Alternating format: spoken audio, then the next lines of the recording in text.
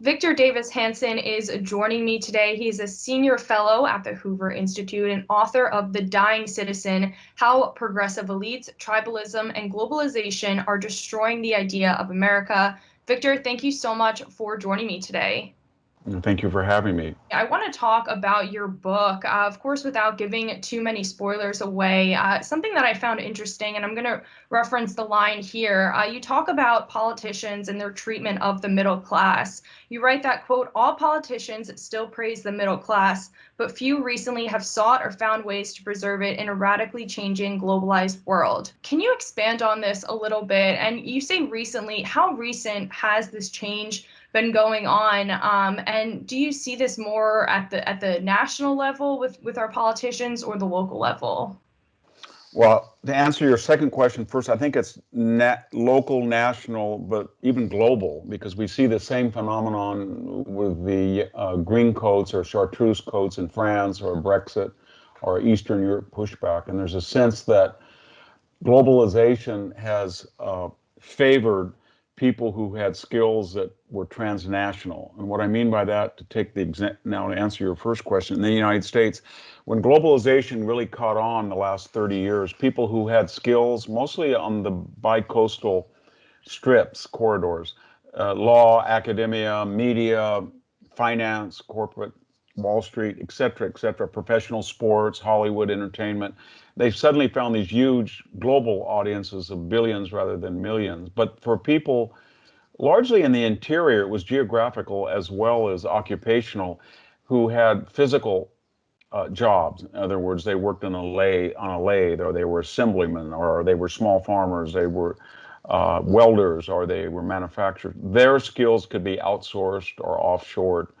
And so the Middle West, the Rust Bowl, steel, minerals, gas and oil, a lot of agriculture was outsourced manufacturing, and they were considered the losers. We juxtaposed cause and effect, and we said, well, they lost the jobs because they didn't code or they were on meth, but rather than the jobs left them for a globalized paradigm. So that was one thing. And then the second was that globalization that started out economic has now metamorphosized to include political, cultural, and social elements. By that I mean we have the Davos Great Reset, where we want a sort of a transnational government, or Anthony Blinken wants to consult or invite in the United Nations to adjudicate whether we, the United States, are racist or not. And so we have an elite on these coasts that is not concerned about the price of gasoline or the price of lumber or whether we're harvesting enough timber in California to make housing affordable for our residents, or natural gas prices, whether they dream cosmically, internationally, globally. We want high-speed rail, even though it's costing a fortune and doesn't work. We don't want to widen the 99 or the I-5 freeways that would be practical for the middle class. Or we don't like school choice, but we do like teachers' unions, but we don't trust either, so we're going to put our kids in prep school. So part of it is that the elite, and that, I mean by that, that vague, not just the money elite, but the credential elite. They have a particular resume from a particular type of school. They're never subject to the ramifications of their ideology, and they love the distant poor in the sense they feel the government should subsidize them, but they feel the middle class lacks their romance and their own culture. So it's a lose-lose proposition. And they do not like the irredeemables, or these terms they use, clingers, dregs, chumps, deplorable. What institutions should be leading the charge to more or less hold the elites accountable? Is it, the media, for example? Is it, Yes. schools? Does it happen, with the citizens itself? How do we sort of, as the middle class, take back control? That's a very And good question, and I thought about that. I think a lot of it is that the profile of young reporters, and these are the people that Ben Rhodes himself used and manipulated and called them know-nothings, and that he created an echo chamber. Or Jonathan Gruber, the architect of Obamacare, kind of laughed and said you could really sell anything to the American people via the media. And some of Obama's speechwriters said the same thing. So there's an idea that the media is progressive, but it's also elite, and it doesn't have any experience with people outside of their bubbles on the coast, especially social media in Silicon Valley. And so they don't report things that are of interest to the middle class, or when people of their own class and that are credentialed and unelected and bureaucratic, whether it's Mark Milley or James Clapper or John Brennan or Andrew McCabe or Robert Mueller, whoever these people are, and they lie under oath to Congress as Clapper and Brennan did, or they say things that are ridiculous, or they do something ridiculous like Milley, and we have institutions to check that judge, jury, executioner power of these unelected officials, and we don't employ that. So we have something called Article 88 of the Uniform Code of Military Justice that says a ranking officer cannot disparage a commander-in-chief. So we should say to our officials, did you, General Milley, as a source, say that the President of the United States was Nazi-like or Mein Kampf-like? Or did you, retired General McCaffrey, violate that and say that he was Mussolini? Or did you, James Clapper, lie under oath to Congress when you were asked about surveillance and the national security? Or Andrew McCabe, did you really lie 4 times about leaking? And they do, but nobody holds them accountable. And I mean, what's accountable mean? That means putting enough media attention and public pressure on these auditory, regulatory methods to stop these people.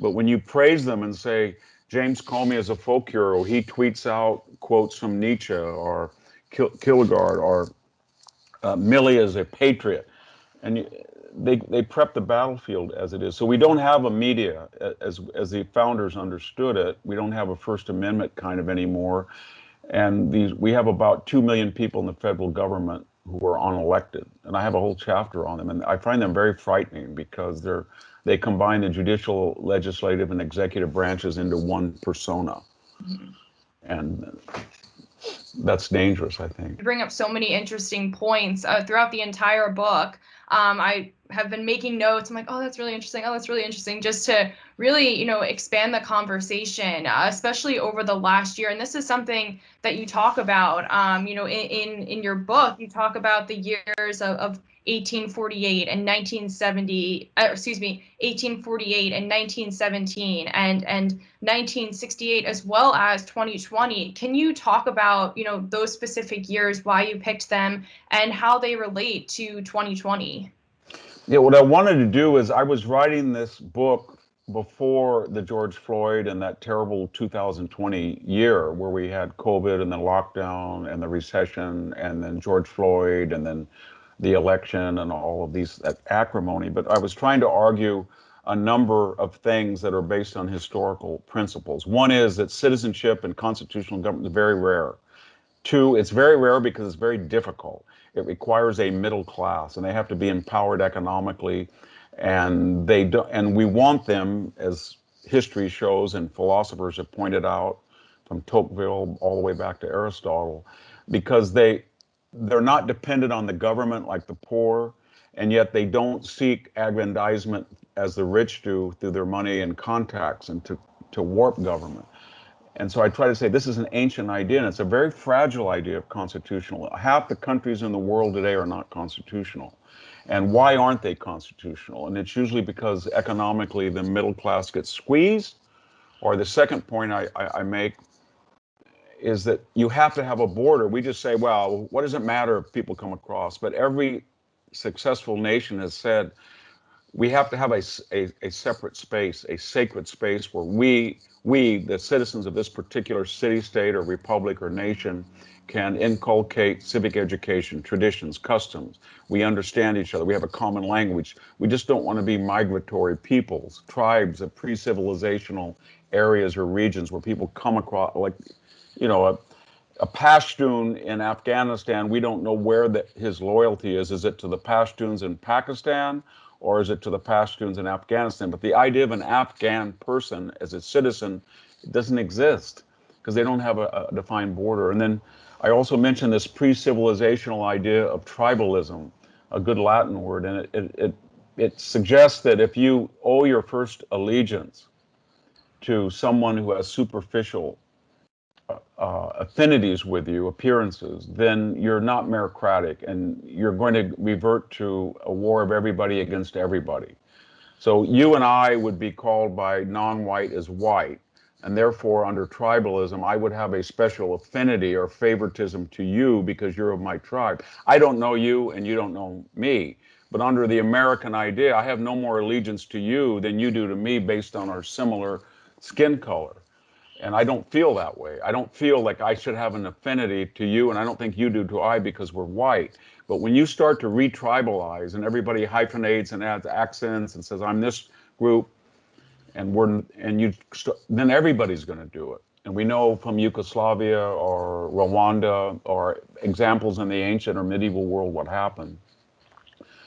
And finally, I think what we're seeing is also not new from the postmodern. These were all organic, pre-civilizational forces of, attack the middle class or no borders or tribalism. But we have a sophisticated effort to destroy citizenship. We just talked about the administrative state, 2 million people who are unaccountable that work for the federal government. 40% of us work for some government agency.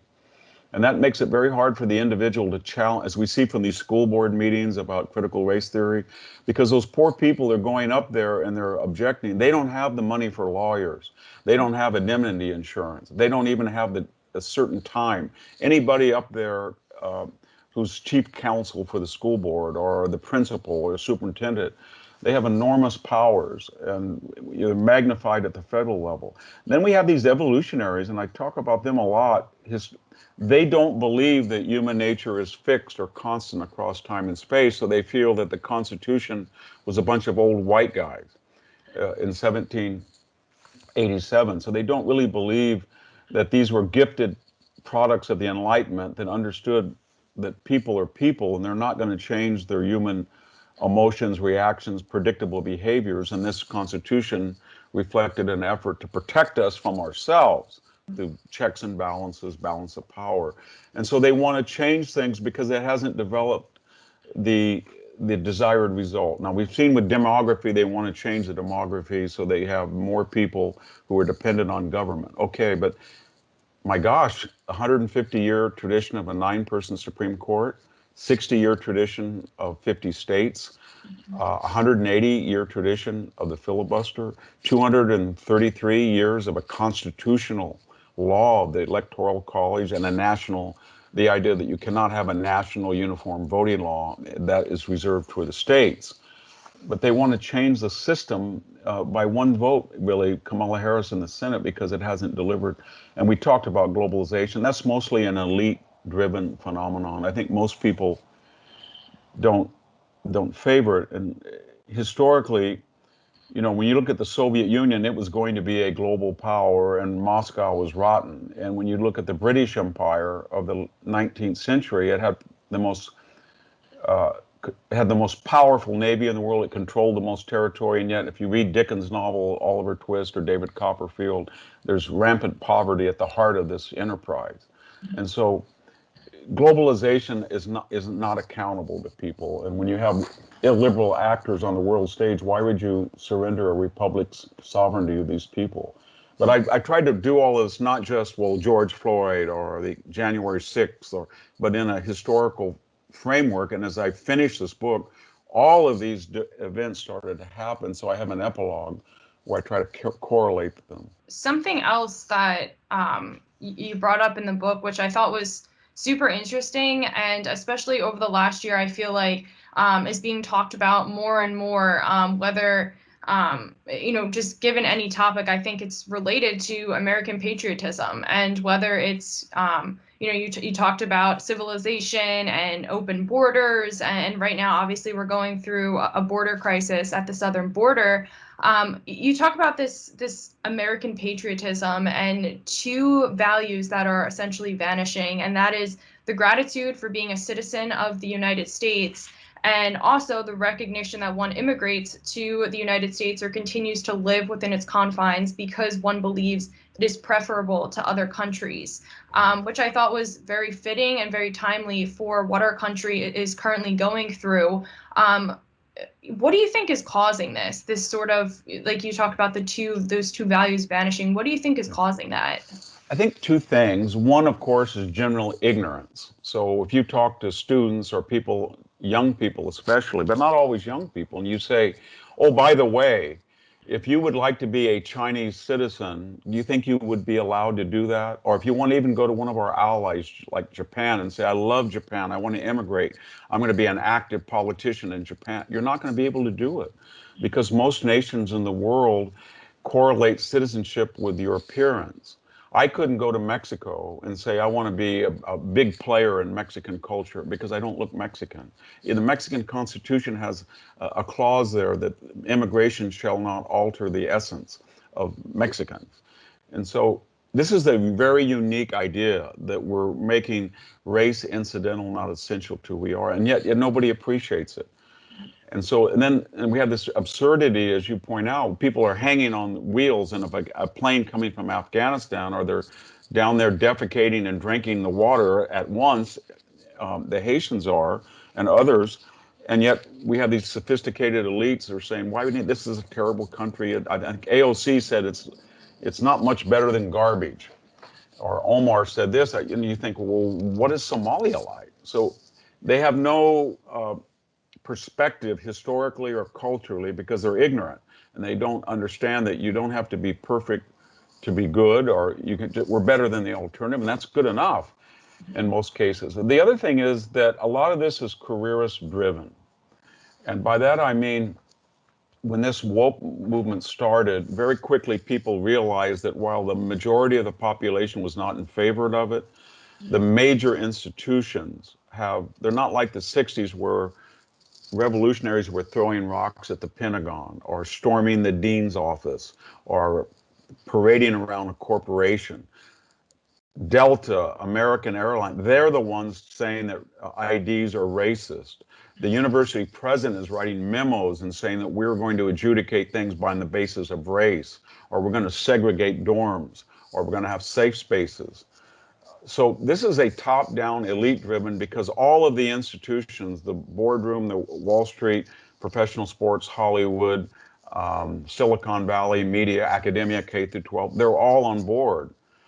And so a lot of people say to themselves, well, you guys that are against critical race theory or identity politics, and you're an old melting pot fogey, okay, but you don't have any influence. If I want to email or I want to Google, that's going to be Google will adjudicate the order of my searches based on partisanship. If I want to go into Twitter or Facebook, the President of the United States is banned, but the Iranian anti-Semites are not. Taliban is not. So that's the world we deal with, and they have the control, and therefore I'm going to make the necessary adjustment. Jay Leno said that the other day. I have to change my comedy, meaning I'm not going to have free speech anymore. All my targets in my comedy are going to be particular acceptable targets. And college presidents, I think one of the big stories that we haven't covered is this incoming freshman class at the Ivy League or places where I look at Stanford. It's been not just proportionally adjudicated, meaning that this particular group is 12%, they're going to have 12, but it's repertory adjudicated. So this particular group, even though it's not only 12% of the population, is going to be overrepresented to make up for supposed past discrimination. And to do that, we're going to not require SAT scores or GPAs. And if you suggest that we should, then we're going to call you a racist and prep the battlefield in a peremptory fashion. So it's very scary right now because everybody's scared and they don't want to be canceled. And yet we know that from history, whether it's, as I mentioned in the book, the revolution at Corcyra, or the Jacobin phase of the Reign of Terror, or the Bolshevik hijacking, as you said, in 1917, or the Salem witch trials, or maybe the McCarthy era. These mass hysterias, they burn themselves out, but they can do a lot of damage if people don't stand up, question them. You talked about colleges just a few moments ago, and you brought up, school boards earlier. And I'm here in Virginia. Fairfax County, Loudoun County have been making headlines nationally for parents coming and speaking up against critical race theory or other policies that they don't necessarily agree with. Speaking out, telling the board members that they're against it. Is that enough to reverse what students are being taught? Whether, if you view that as good, that's great. If you view that as bad, obviously you're going to speak up against it. But is there a way to reverse it? I think there is. Yeah. If you took any of the board members, and I don't know them, I'm just making a supposition, but you asked them 4 years ago, would you institute a policy that says that to fight racism, you have to be racist, which is what Mr. Kendi says critical race theory is, or to stop discrimination, you have the right and indeed the duty to discriminate? They would say, no, that's against Martin Luther King's content of our character ideology. We don't do that. So why did they do it? Is it suddenly they read deeply? Is General Milley, if you ask him 5 years ago, would you have gone through the ranks and tried to scout out white supremacists, which they don't seem to be able to find? He would say, no, we don't look at people's race. So what changed? And these people have no ideology. They bend toward popular opinion. So if they understand that in an election, let's say this next midterm, if you have a tsunami like 2010 or 1994, where there's a big pushback, and say the left loses the House and the Senate, and then you start to see certain indications, NFL 10% down on attendance, NBA down 30%, nobody showing up at the Tonys, nobody shows up, pays any attention to the Emmys, the Oscar ratings are going down. People are starting to say, I'm just going to keep off Twitter. And that's already happening.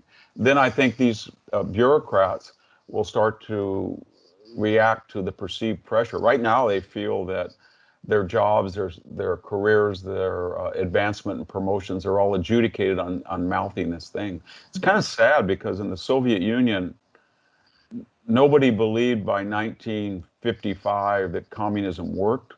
If there hadn't been World War II, it probably would have dissolved in the late 30s. But they felt that it was a good career move to say you were a member of the party and you called people comrade, you believed in revolutionary justice, but then you privately, you had your DACA in the Black Sea and you had sort of a black market thing on the side. And it was so cynical.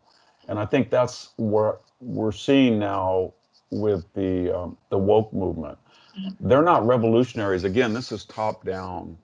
Miss Patrice Cuellar, the head of BLM, who said she was a Marxist, she's on house number 4. She's in Topanga Canyon, of all places. When you drive through Topanga Canyon, it's very affluent. It's all white, and she's got a security fence. And Professor Kendi, who said that capitalism and racism are synonymous, he's charging people $20,000. So if I'm doing a Zoom with you, would I charge you $300 a minute? That's just absurd. I hope not. No, of course not. And if I did, you would say, get lost. But not if I was Professor Kendi and you were somebody else. You'd be scared to do that, and you'd want to pay to be told you were a racist. And so when you look at the gala of the Vanity Fair and you see AOC with the dress and $35,000 ticket, or the Obama 60-year bash, or the Oscars where nobody obeys masks, but all the servants have masks on, you get the impression that this woke movement is an indication that the left is not the left of 50 years ago. It is a wealthy, snobby, privileged, elite group of people who feel they're better than people, and now they have the money and the influence, and they're going to enjoy the good life. So Mark Zuckerberg is going to try to put $500 million in the last election to swing states to Biden, but he's also building a 50,000 square foot home in Hawaii. Or Hope was complaining about racism from a $90 million estate in Montecito to Meghan Markle from a $15 million. Or Michelle says that this is a very racist country as she goes back into her $25 million Martha's Vineyard estate. I could go on, but you get the impression that a John Kerry, who's lecturing us all the time, or all of these movie stars are pretty wealthy people, and they never are subject to the consequences of their own ideology. No Hollywood person says, and we've got to stop the homeless problem, and I don't want anybody taking off Venice Beach, and we have a beach here at Malibu, and my house is here, and I'll feed them every day and put them over here. Or no president of Stanford says, you know, I got a great idea. We've got all these illegal aliens, and we're for open borders, and there's 50,000 empty dorms in the summer, and we've got legal aid on our campuses. We've got a health center. We've got educational resources. The students aren't here. Let's bring all of these illegal aliens in at 8-week prep periods and help out. They never say that. They would die if they did that. So I don't really take them serious as revolutionaries by intent, but I do take them serious by the effect and the danger they pose. Mm-hmm. Yeah, so many interesting points that you brought up, especially like for instance, you know, homelessness. Um, when do you think, and not homelessness specifically, but just more generally, these problems that maybe the middle class are more aware of or affect them more on a day-to-day basis, when do you think the elites will sort of pay more attention to these problems that the middle class faces? Do you think they ever will? Not, I mean, as I said earlier, they don't like the middle class. They feel that the middle class doesn't know how to spend their money, that they buy jet skis or Winnebagos.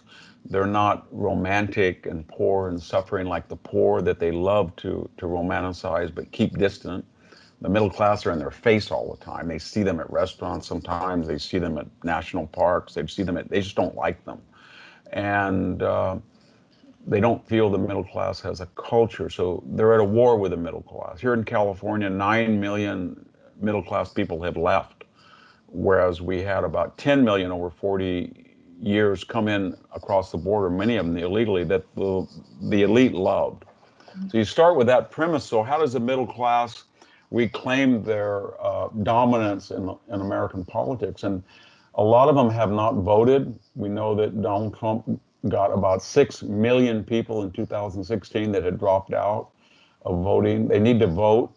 That's very important. They need to be very vigilant about election laws, polls, politics. The conservative, and they are more conservative than not, they feel that I got my family, I got my community, I'm a breadwinner, I have to help my husband, I have to help my wife, I'm in church, I got all these other things. It's not my job. Where the left feels 24/7, 360 degrees, they have lidless eyes, they never sleep, and they're thinking, we have to have a revolution, and we're going to do this, and we're not taking any prisoners. And the middle class is live and let live, and that does not work. They keep electing people that are Marquess of Queensberry rules gentlemen, and they're fighting with brawlers. And so, you know, we're $30 trillion in debt, and we're arguing whether to borrow another $3.5 trillion on top of the $1 trillion plus annual deficit. And we had Republicans and conservatives signing on to that. But nobody says this is insane. You're letting people in that will lower wages illegally, and then you're bankrupting the Treasury, and you have almost zero interest with a 7% inflation rate. And so what is a middle class person to do? They're not stockbrokers. They're not real estate investors. They put their money in the bank and they get 1% interest, and it devalues by 7% a year, while their wages have gone down in terms of purchasing power. So they need to get aware and to vote accordingly along class. The left never wants to discuss this because they are A, a party of the wealthy now, and B, they are obsessed by race. They want us to make race the only criterion of being oppressed. But the last 30 years, race and class have diverged so that you have if you look at the ethnic groups by income level, I think so-called whites are about 16. I mean, there's Punjabis, Japanese Americans, Korean. They're not in some racist fashion dominating the country economically. And when I was growing up, it was well, all the poor people who are people of color are dying in America's war for capitalists. But that wasn't true of Vietnam. And if you look at the people who've died in Iraq and Afghanistan, it's white working class males who've died in twice the numbers of their numbers in the general population. Nobody says that. So I think people have to say, okay, if we're going to do disproportionate, racist, segregationist numbers, let's look at this and see who is benefiting and who isn't. What particular group the last 3 years of middle class, different tribal groups has not done very well economically, and it's a white working class. It's a dysfunctional class in the Middle West. But we don't talk like that because we think, you know what, let's just not talk about because you'll be called a racist or that's not fair. And I mentioned this in a debate not long ago with somebody I admire, and he said, how dare you bring up race, basically. And I said, the military doesn't think in race. I said, oh, the military is obsessed with race, about everything about except the race of who's dying in its optional wars. So I think there's things that we can do and bring to the attention that the left does not want to hear, and one of them is class. They do not want to be called wealthy. Bernie Sanders does not want to be told he has 3 homes. John Kerry does not want to be told that he flies on a private jet like Al Gore. And the Clintons do not want to be told that they made $100 million or Chelsea's wedding cost so many $1,000,000. And we need to tell them that they're not revolutionaries, they're careerists. Thank you so much for joining me today. I really appreciate you taking the time. Well, thank you for having me. I enjoyed it.